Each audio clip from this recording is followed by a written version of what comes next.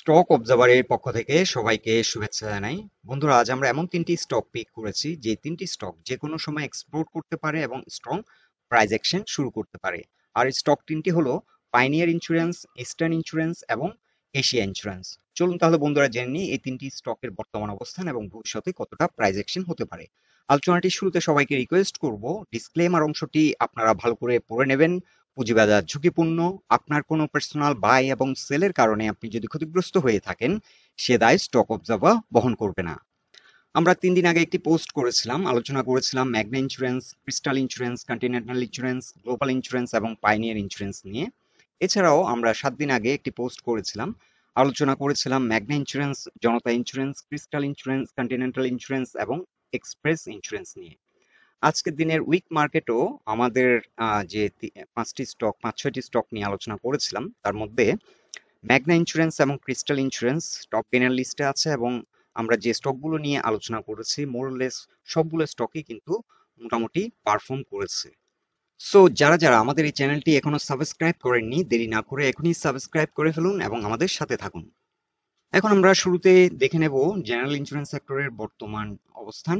আমরা ডে চার্টে লক্ষ্য করছি সেক্টরটি একটি স্ট্রং রেসিস্ট্যান্স ফেস করবে 49.8 থেকে 50.4। এই জোনটিতে এসে ভালো রকমের একটা সেল প্রেসার ফেস করবে এবং এখান থেকে কিছুটা রিট্রেস হওয়ার সম্ভাবনা আছে এবং এই জোনটিতে কিছুটা ভোলাটাইল হয়তো অ্যাক্টিভিটিস আমরা দেখবো এই সেক্টরের। আর কিছুদিন হয়তো সাইডওয়ে করতে পারে। বর্তমানে ভালো ভলিউমে লেনদেন হচ্ছে, এটি একটি পজিটিভ দিক। আর আমরা যদি সেক্টর ওয়াইজ যদি টার্নওভার দেখি, জেনারেল ইন্স্যুরেন্স সেক্টর কিন্তু গত কয়েকদিন ধরে টপ টার্নওভার লিস্টে অবস্থান করছে। আজকেও জেনারেল ইন্স্যুরেন্স সেক্টরের টার্নওভার হয়েছে 94 ক্রোড, যেটি টোটাল মার্কেটের প্রায় 18%। এবং সেকেন্ড পজিশনে আছে ফুড অ্যান্ড এলিট, এই সেক্টরটিতে টার্নওভার হয়েছে 72 ক্রোড, যেটি টোটাল মার্কেটের 14%।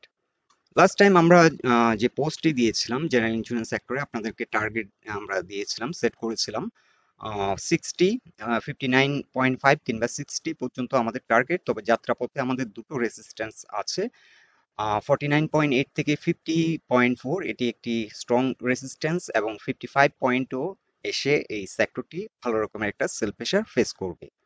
আজকের দিন শেষে এই সেক্টরটি ক্লোজ হয়েছে 49.4। এই সেক্টরটি কিন্তু বাড়ার যথেষ্ট স্কোপ আছে এবং মানি ফ্লো বৃদ্ধি পাচ্ছে। সো উই আর হোপফুল যে সেক্টরটি ভালো পারফরমেন্স করবে সামনের দিনগুলোতে।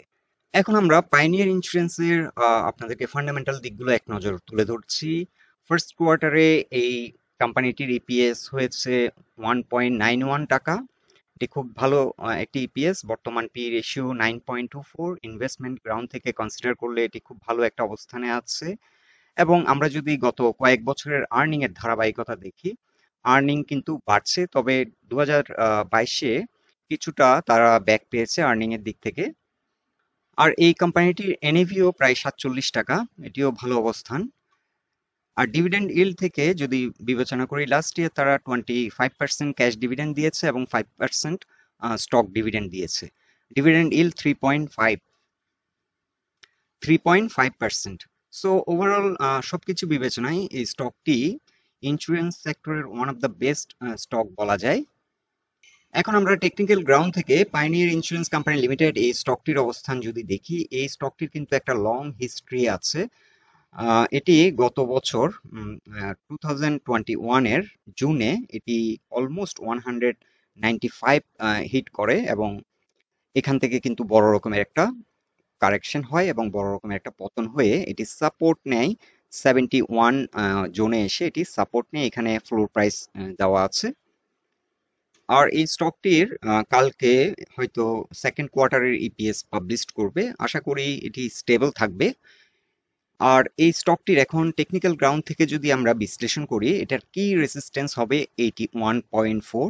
81.4 এই রেসিস্ট্যান্সটি পার করলে এই স্টকটি কিন্তু একটা স্ট্রং র্যালিতে যাওয়ার সম্ভাবনা আছে এবং সেক্ষেত্রে আমরা আমাদের ফার্স্ট টার্গেট সেট করছি 125।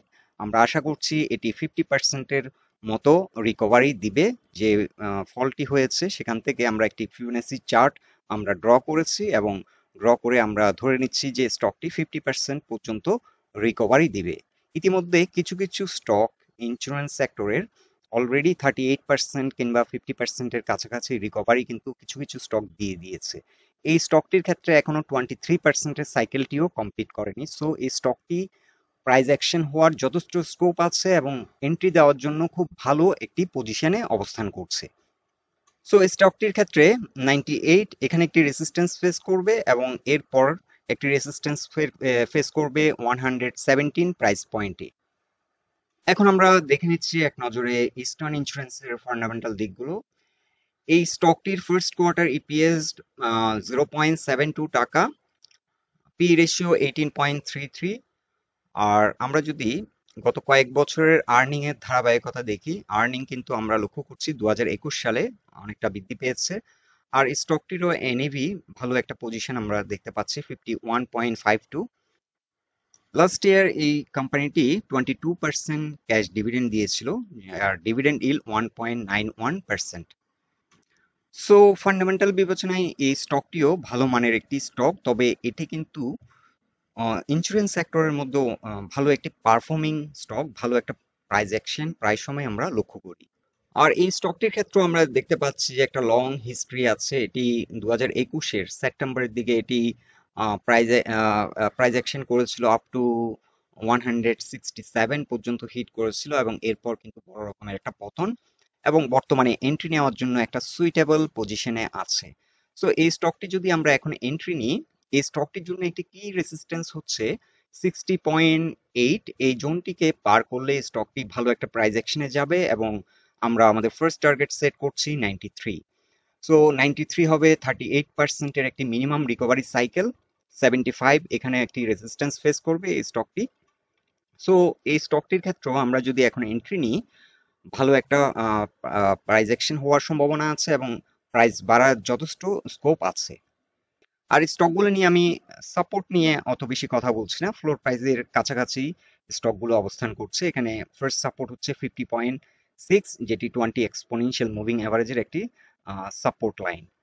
সো ইন সামারি আমাদের ফার্স্ট টার্গেট হচ্ছে 93, এখানে রেসিস্ট্যান্স ফেস করবে 75.4 এবং এখানে একটি কি রেসিস্ট্যান্স ফেস করবে 60.8। 60.8 এর উপর ঘুরে দাঁড়ালে স্টকটি পারফরমেন্স শুরু করবে। এখন আমরা দেখে নিচ্ছি এশিয়া ইন্স্যুরেন্সের ফান্ডামেন্টাল দিকগুলো। এশিয়া ইন্স্যুরেন্সের অলরেডি সেকেন্ড কোয়ার্টারের ইপিএস পাবলিশড হয়েছে এবং সেকেন্ড কোয়ার্টারে কিন্তু একটা হিউজ গ্রোথ আমরা আর্নিং এ লক্ষ্য করছি। সেকেন্ড কোয়ার্টারে টোটাল ফার্স্ট কোয়ার্টার এবং সেকেন্ড কোয়ার্টার মিলে ওদের আর্নিং হচ্ছে 1.43 টাকা। আর বর্তমান পি রেশিও 17.1, এটিও ভালো ইনভেস্টমেন্টের জন্য ভালো একটি অবস্থান। আর আর্নিং এর ধারাবাহিকতা যদি আমরা দেখি, 2023 সালে তাদের আর্নিং এ কিছুটা ঘাটতি আমরা এখানে দেখতে পাচ্ছি, কিছুটা ব্যাক পেয়েছে আর্নিং এ। তবে ওভারঅল আর্নিং কিন্তু একটা গ্রোথের মধ্যে আছে এবং এই বছর আমরা দেখতে পাচ্ছি অনেকটা রিকভারি করেছে, হয়তো 3 টাকা প্লাসই আসতে পারে বছর শেষে। আর এই কোম্পানিটি গত বছর তারা ডিভিডেন্ড দিয়েছিল 11% ক্যাশ ডিভিডেন্ড দিয়েছিল, যেটি আমরা দেখতে পাই ডিভিডেন্ড ইল্ড হিসেবে যদি আমরা কাউন্ট করি এটি 2.25%। শেয়ার হোল্ডিং স্ট্রাকচারও এই স্টকটির ভালো। তবে এই স্টকটিকে আমরা ফান্ডামেন্টাল থেকেও এই স্টকটি কিন্তু জেনারেল ইন্স্যুরেন্স সেক্টরের মধ্যে one of the best performing stock হিসেবে আমরা এটাকে পিক করেছি।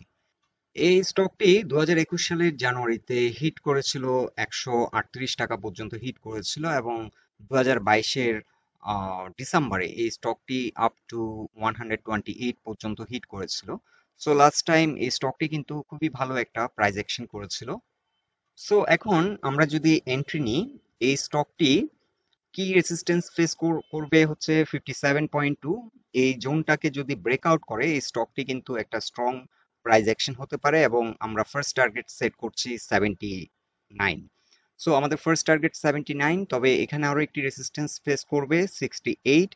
এই জোনটাতে এসে ভালো রকমের একটা সেল প্রেশার ফেস করবে। বর্তমানে স্টকটি আমরা উইকলি চার্টে দেখতে পাচ্ছি যে আলট্রা হাই ভলিউমে ট্রেড হচ্ছে, কারণ সেকেন্ড কোয়ার্টার ইপিএস তাদের অনেক ভালো এসছে, যার কারণে স্টকটিতে কিন্তু ভালো ভলিউমে বর্তমান সময়ে ভালো ভলিউমে স্টকটি লেনদেন হচ্ছে। সো নেক্সট ট্রেডিং সেশনে কিংবা নেক্সট উইক কিংবা যে কোনো সময় এই স্টকটি 57 প্রাইসের উপর যদি ভালোভাবে স্ট্রং একটা পজিশনে দাঁড়াতে পারে, তাহলে কিন্তু এই স্টকটি এখান থেকে একটা লং র্যালি হওয়ার সম্ভাবনা আছে। সো ওভারঅল এই তিনটি স্টকেই কিন্তু ভালো রকমের একটা প্রাইস অ্যাকশন হওয়ার সম্ভাবনা আছে, প্রাইস বৃদ্ধি পাওয়ার যথেষ্ট স্কোপ আছে এবং এন্ট্রি দেওয়ার জন্য সুইটেবল পজিশনে আছে। সো বন্ধুরা, এইটাই ছিল এই তিনটি স্টক নিয়ে আমাদের অবজারভেশন। আলোচনাটি যদি আপনাদের ভালো লেগে থাকে অবশ্যই পোস্টটিকে লাইক দিন, আর আমাদের সাথে থাকার জন্য আপনাদের অসংখ্য ধন্যবাদ।